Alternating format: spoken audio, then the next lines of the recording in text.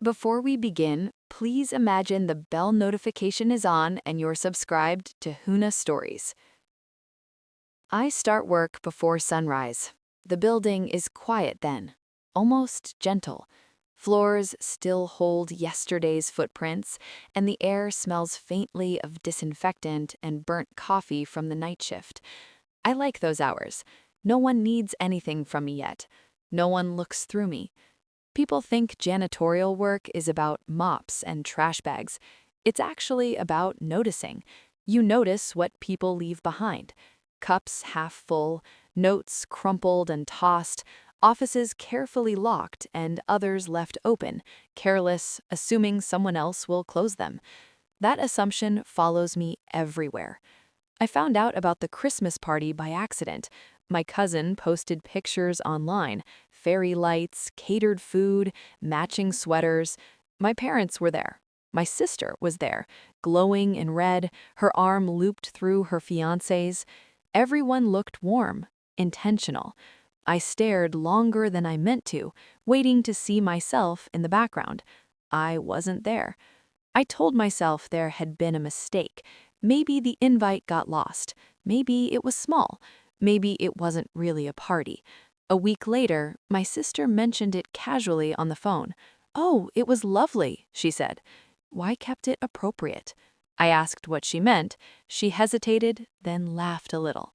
"You know, professional. Some of his colleagues were there. It just wouldn't have fit." I waited for more, for an apology, maybe, or a clarification that made sense. She added, softer but firmer, "You're just a janitor. It would have been awkward." I didn't argue. I thanked her for being honest and ended the call. That night, I replayed the sentence over and over, not because it hurt sharply, it didn't, but because it explained too much. Why my name was often left off group messages, why family photos were taken before I arrived, why introductions always came with qualifiers. When I told my parents, I expected discomfort, at least denial. Instead, my mother laughed. "Oh, don't be sensitive," she said. "She's entering a different world now. That can't be helped." My father hummed in agreement, like this was an unfortunate but natural law, gravity, weather. I didn't raise my voice. I didn't list sacrifices. I didn't remind them that for 4 years, I had quietly paid my sister's medical school tuition, that my job, unimpressive as it sounded, had steady benefits, overtime, and no debt. I just said, "I see," and for the first time, I meant it. The decision didn't feel dramatic. It came slowly, settling like dust. If my presence was inconvenient, then my money shouldn't feel entitled. I logged in to the payment portal a week later. Same routine as always, same numbers, same deadline. I didn't pay. No announcement followed, no warning. I didn't want leverage. I wanted alignment. I wanted my actions to finally match how I was being treated. Life went on. I worked, I ate dinner alone, I cleaned offices where people made 5 times my salary and never learned my name. None of that felt new. What felt new was the absence of resentment.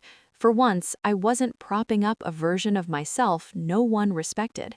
The notice came 2 months later, to my parents, a formal letter from the medical school outlining unpaid fees and impending penalties. My phone rang at 7:12 a.m. during my lunch break. My mother's voice sounded tight. "There's been some mistake," she said. "The school says the tuition hasn't been paid." I let the silence stretch, not to punish, but because I needed to breathe through the moment. "I didn't pay it," I said, finally. "What do you mean you didn't pay it?" My father cut in. "You always pay it." "I used to," I said. I stopped. They asked why, as if the answer hadn't been handed to them weeks ago, as if respect and money weren't connected until one disappeared. I explained calmly, no speeches, no accusations. I told them I didn't feel included as family, only as a resource, that I had accepted that role for a long time, and I no longer would. My mother cried, my father sounded offended, my sister didn't call at all. They talked about consequences, about her future, about how hard she'd worked. I listened, then I said, I work hard too. No one argued with that. They couldn't. They're inconvenient and solid. The school deadline passed. My sister took out a loan. Conversations became strained and formal. Invitations remained scarce. But something subtle shifted. When my parents called after that, they didn't laugh anymore. When my sister finally reached out, her tone was careful, polite, not warm, but not dismissive either. They hadn't apologized. I hadn't asked them to. I still clean buildings before sunrise. I still move quietly through other people's spaces. But when I lock doors at the end of my shift, I feel something new settle in my chest. It isn't triumph.